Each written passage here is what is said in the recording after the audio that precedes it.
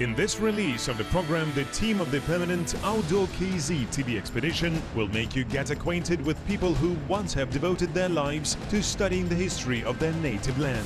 Archaeologists, local historians and cognitive tourism organizers will tell us about the work upon the Antiquities of Bayanaul project, organized in the framework of Tugan-Jer program.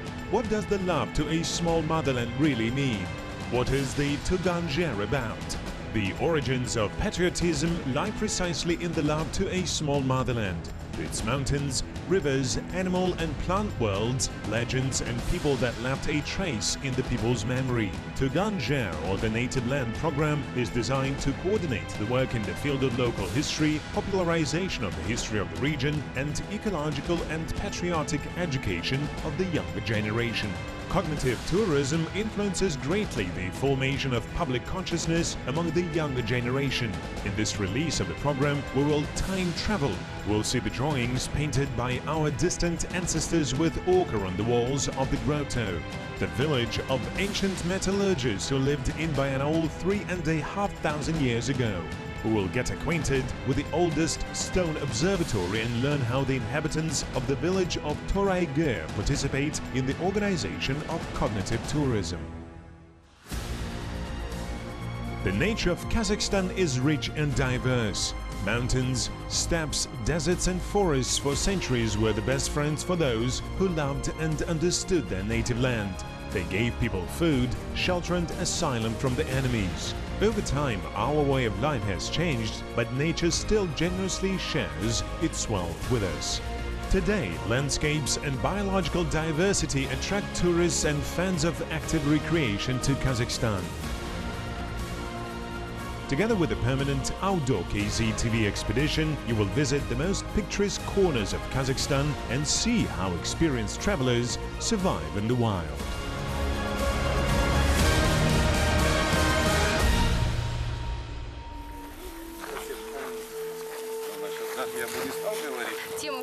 The topic is interesting in principle. It is yet not studied well.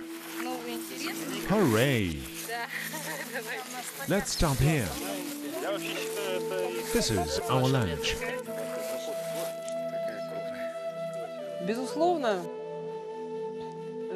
Undoubtedly, antiquity is very interesting. Everyday excursion groups come to see us.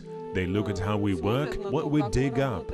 They ask a lot of questions. We certainly interrupt our works for some time to explain people everything.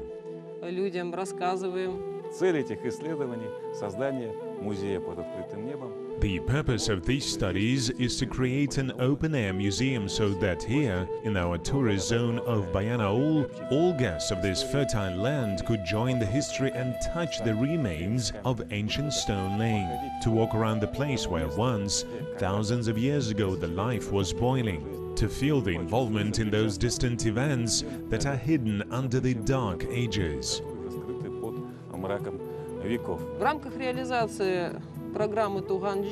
Within the framework of the implementation of Tugan-Jer program, we have planned the works at this facility. This is only the first page of history, which should be further disclosed and become available to the general public, so that the public knows their history and can freely touch it and feel it. During the excavations, we find fragments of ceramics, remains of sacrifices or burials. And it must be said that besides the purely scientific significance, the Toray-Ger mounds are very attractive for the development of tourist routes.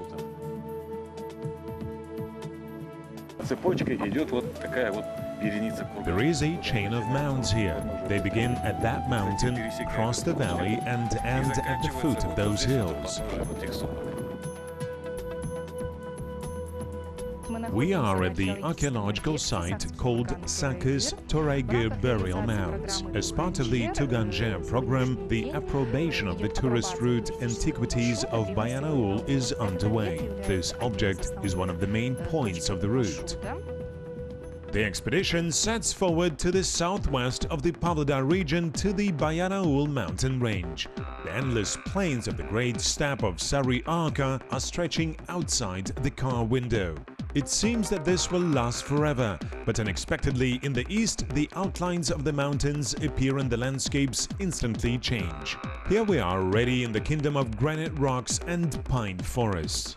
There is a whole day till we meet a group of archaeologists. The team of the Outdoor KZ TV expedition decides to rest after the long road on the shore of the lake of Jibek and have a little fishing. Alken Aytimov is an experienced fisherman, but something went wrong. He has been throwing the spinning for an hour and a half, but still there is not a single bite. Maybe the rumors that there is plenty of fish in this lake are exaggerated. It is necessary to figure it out. The guys dress in diver suits and go down to the bottom of the lake.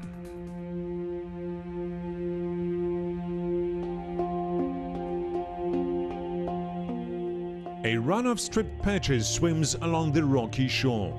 Conveys of young dace are flying as a rapid cloud. There is fish here. For some reason there is just no biting now. The maximum depth of the lake is about 15 meters. The length is just over 3 kilometers. The water is clean, clear and warm. Fishing did not work, but we managed to admire the beautiful sunset.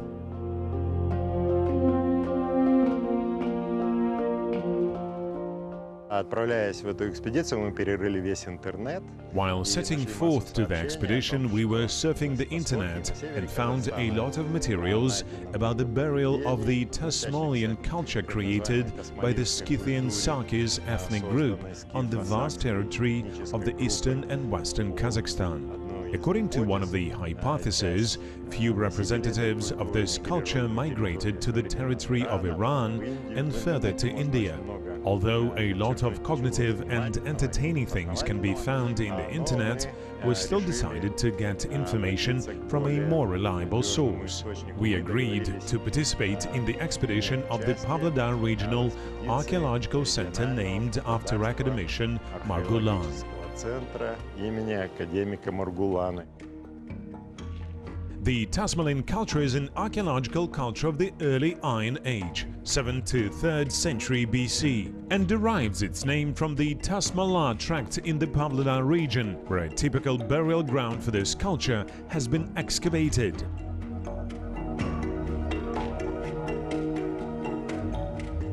Earlier in the morning, the expedition scales down the camp and goes deep into the Bayanaul mountain massif across country roads. Mountain chains, delaying the movement of atmospheric fronts, create a specific moist microclimate here, favorable for cattle breeding. Since the Paleolithic times, succulent pastures and relatively mild winters have attracted people to this area. Traditionally, the population has been engaged in livestock breeding, but up to the organization of the national park, they have tourism as another source of income. The status of this specially protected area imposes some restrictions on pasture load. Excessive pasturage can damage protected areas, but the losses are more than outweighed by the benefits of tourism. I think now it makes sense to run the drone to shoot the landscape from above. This relic grove of prehistoric trees, then the cliff of the Bold, from where a view on the lake of Tolkien opens. There is a relic alder grove between the village and the lake of Tolkien. In times when people worshipped natural objects, it was apparently considered sacred. Magical mysteries were arranged in the shady forest. The grove still hasn't lost its miraculous significance. Now people come here to enjoy the magic of the beauty of wildlife. The grove is protected by law.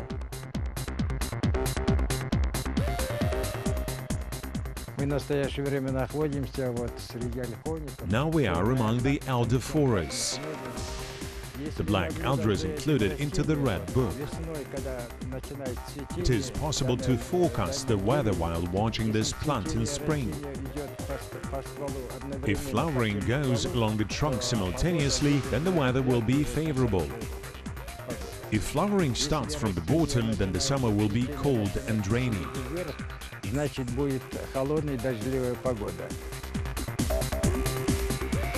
The lake of Toray is famous for its large carps. Fishing is allowed all year round except for the spawning season. An island in the middle of the lake is called the Dragon Island.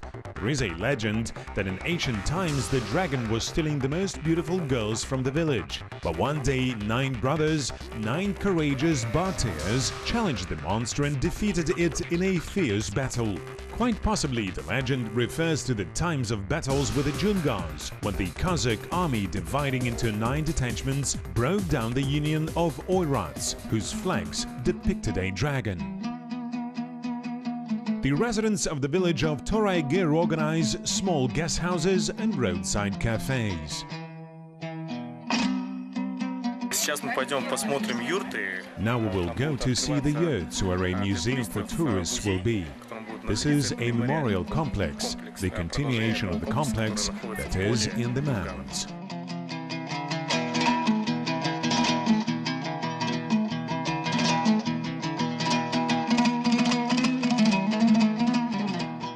In the village cafe, the prices are low. You can dine for 1,000 tenge.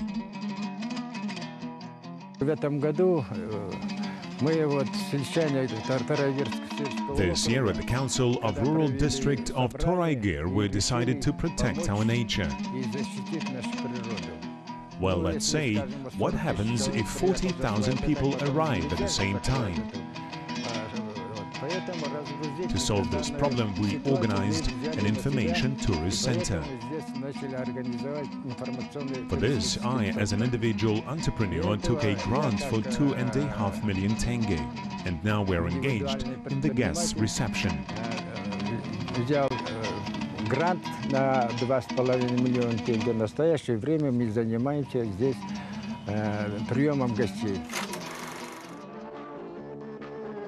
The first rest house on the shore of the lake of Toray was built in the 60s of the last century. In the summer of 1967, a students' team from the Kazakh Polytechnic Institute has been working in the village. Once in the village club, students gave a concert. This event is considered the birthday of the Dosmukasan group, which later gained all-union popularity.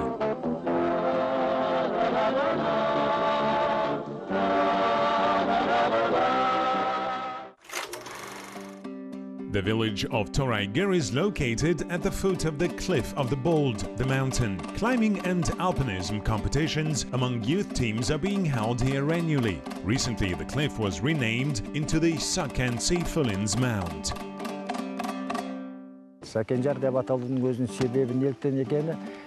In the vicinity of the village of Toray there are many places associated with legendary personalities. One of them is the rock of Sakenja. In 2011, we organized an expedition dedicated to the memory of our ancestors who lived in these places. For example, the rock of Sakenja. Its original name was a rock scraper. The second name was the Heart Rock. The third was the name of the Cliff of the Bald. And finally, the fourth name, the Saken's Mount. This name was given because, having escaped from the White Guards, Saken Seyfulin hid in these lands at his mother's relatives. After the Soviet power was established in Akmolensk in December 1917, the poet and playwright Saken Seyfulin was elected as a member of the Presidium of the Soviet of Deputies and was appointed as the People's Commissar of Education. But in June 1918, the White Guard Revolution took place in Akmolensk and Saken Seyfulin was arrested. In January 1919, he was sent as a prisoner to Petropavlovsk. The writer managed to escape from captivity. For several weeks, he waited at night to his relatives in the village of Toray. Friends hid him on the top of this mountain. For 2 months, the writer was hiding in a cave among the wild rocks. During this time, he was working on the famous The Thorny Way novel.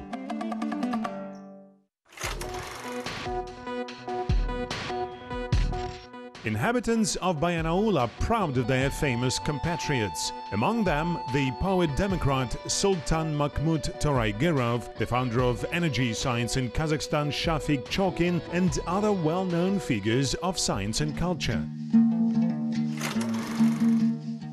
In 1926, the father of the future academician slaughtered his only cow to send his son to study in the city of Kokolinsk in a pedagogical technical school. Having made a brilliant scientific career, academician Chalkin did not forget his little motherland. He was a frequent visitor in Bayanaul. 3 kilometers from the lake of Toraygir, there is a family seat of the founder of the Kazakh cinema, Shaken Aymanov. It turned difficult to find the ruins of his village among the endless ridges and forest-covered glades. Somewhere here on the shore of the Ayman Bulak spring there are the ruins remains of the foundation of a small village where Shaken Aymanov was born. And the first Kazakhstani films were shot here, in Bayanaul district of Pavlodar region, somewhere in these mountains. Finally, we found the remains of the wintering place of the ancestors of Shaken Aymanov. Most likely he was born in one of these houses, and he made the first Kazakhstani films on these lands. I'll take a piece of the house's foundation. I hope that part of his talent will pass to me. The base of archaeologists is located in a private house on the outskirts of the village. The director of the regional archaeological Margolan Center, Tumulus, in general plans the day ahead. In order to build our acquaintance with Bayanaul antiquities in chronological order, we will begin with a campaign to the most ancient monument, a group of rock paintings made with ochre. Back in the era of the late Stone Age, people have mastered the technology of rock painting with the natural pigment of ochre. The age of the famous galleries in the caves of Altamira in Spain and Lusco in France exceed 15,000 years. The dating of petroglyphs in the stone grotto of Kemper-Tas tract is still to be determined. They were discovered by the employees of the Margolan Center just recently. During the archaeological exploration here in the Kemper-Tas tract, not far from the Bronze Age burial mound, which we are now studying, we came across an interesting finding. When we inspected this grotto cave, we saw that there were strings of people drawn here. See the little men go one by one. They are depicted in the same style with ochre as in the grotto of Dravet at the lake of Jasibai. We decided to call this place a Grotto of Tolkien, because Shafik Tolkien, our famous fellow countryman, was born just a few hundred meters from here. So this is one of the new, unexplored objects of archaeology, which is called the Grotto of Chalk. This place is interesting because there is a rock ceiling which was very convenient.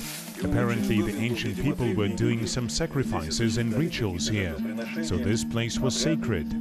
It is necessary to pay attention to the fact that the entrance to this narrow cleft is overgrown with bushes. Apparently in ancient times there was the same situation. A person who passes by does not even guess that there is such an interesting secluded place here.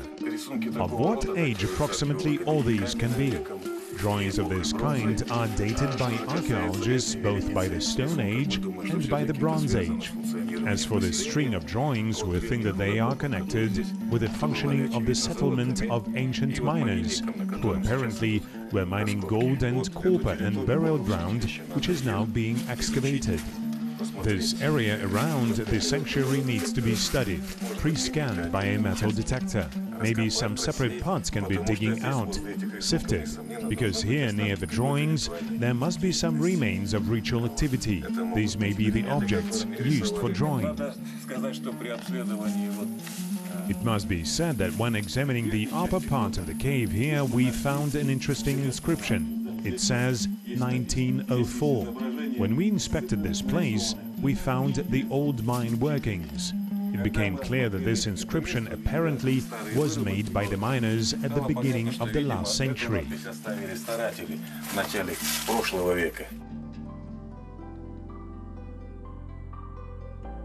Not far from the grotto with petroglyphs, the researchers have found traces of the village of miners. Moving only a couple of kilometers in space, the expedition from the Stone Age falls into the second millennium BC. The scientific employee of Margulan Center, Yelena Tusheva, with a group of students, was just finishing the process of selection of soil.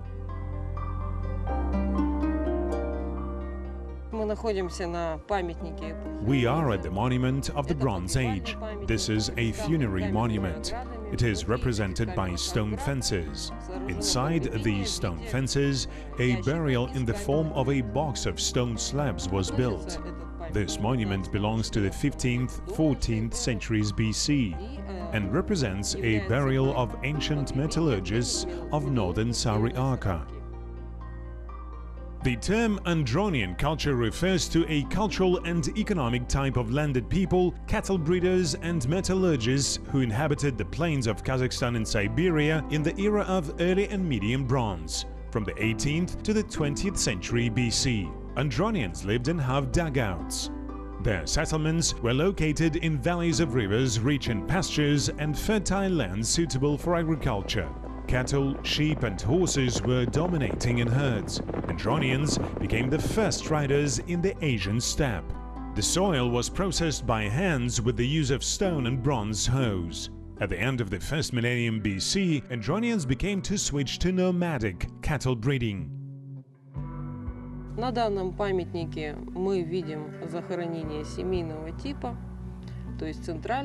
On this monument we see a family-type burial. Here it is a central burial with the associated cellars around. Often these are child burials. With the first course students we are digging out the children's burial of Andronian culture for practice.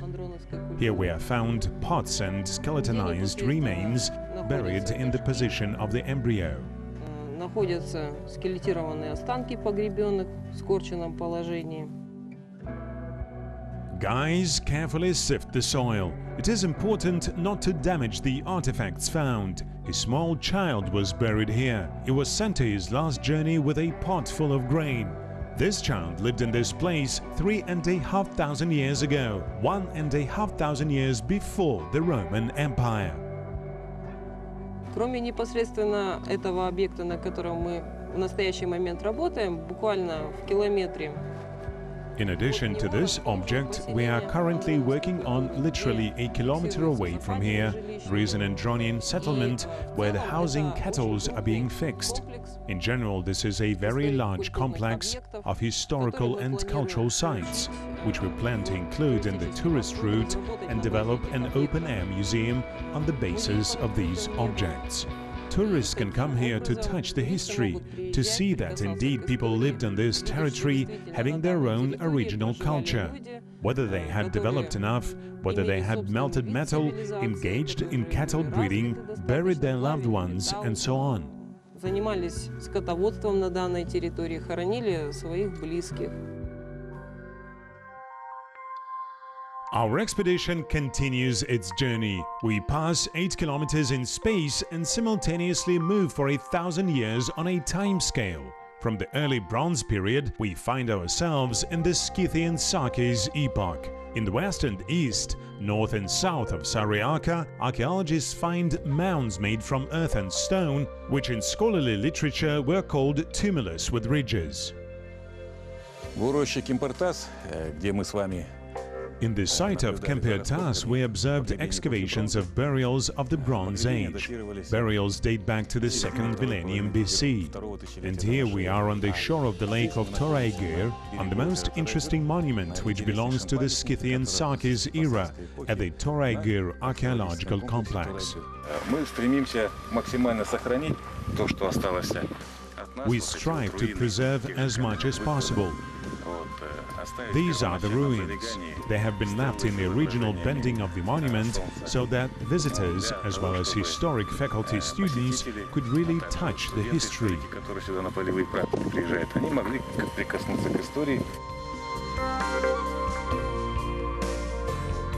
Он представляет из себя святилище, вокруг которого сгруппированы курганы, This is a sanctuary around which the mounds of ancient warriors and priests are grouped.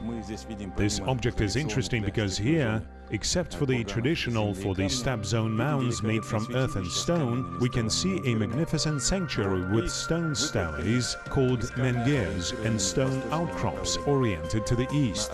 On professional archaeological slang, such burial mounds are called tumulus with ridges, because the stone laying has a remote resemblance to the mustache. It is likely that this tumulus with ridges, an ancient sanctuary, played an important role in migrating from wintering grounds to summer pastures. And here in the vicinity of the lake of Toray-Ger, there were winterings. Здесь, в основании усов, мы наблюдаем каменные стелы. Here at the base of the mustache, we observe stone steles on which the circles are beat out like the symbols of the sun, the solar signs. Thus we can say with all certainty that here it is a sanctuary of the sun worshippers. It dates back to the 1st millennium BC. Here one can see the remnants of huge menhirs weighing up to several tons, which people extracted, processed in the nearest quarries, then brought and installed in this sacred place, the sacred territory. The sanctuary has been active for more than 1 century. While clearing the stone laying, when studying burial mounds in addition to burials, we found also the remains of sacrifices. These are the fragments of ceramics and the bones of animals. Years, centuries, millennia passed over the great steppe. Time destroyed the homes of metallurgists, sun worshippers, covering with sand their settlements, changing their religious faiths, technology and scientific ideas. We are far gone from our ancestors, but we must not forget that if they were not for them, there would not be us. Tengrism absorbed the cosmogonic views of the ancient sun worshippers coming from the depth of the centuries. Islam and Middle Age scholasticism in their turn transformed the Tengrism, while modern culture and science grew out of the first, sometimes awkward attempts of our ancestors to study the surrounding world. The first stone observatory and the modern hadronic collider are different links of the same chain, different stages of the evolution of human thought. Тема диссертации мусульманские культовые комплексы. The topic of my thesis is Muslim religious complexes of the 19th-21st centuries. The main purpose of these studies is to create a typology, fully describe it, distribute by type and subtype. They are subdivided into several subtypes, like the sacral places, and into the main 2 types, natural and personified.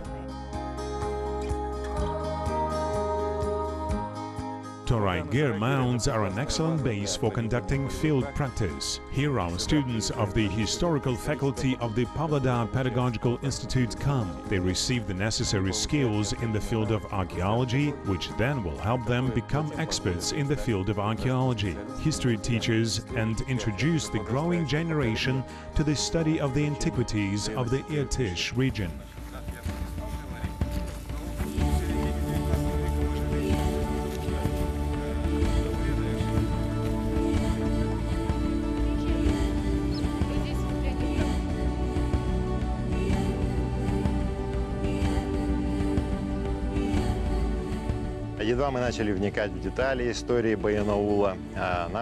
We've just begun to delve into the details of Bayanaul's history, but it's time for us to leave this amazing land.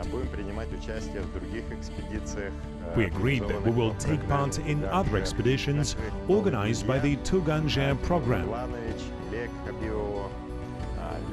Our new friends, Timur, Yenlek, Lena Tusheva and students of the Pavlodar Pedagogical Institute do a very useful job. They answer the question that is extremely important for any country. How does the motherland begin? They teach children to love and respect this land, poured with blood and sweat.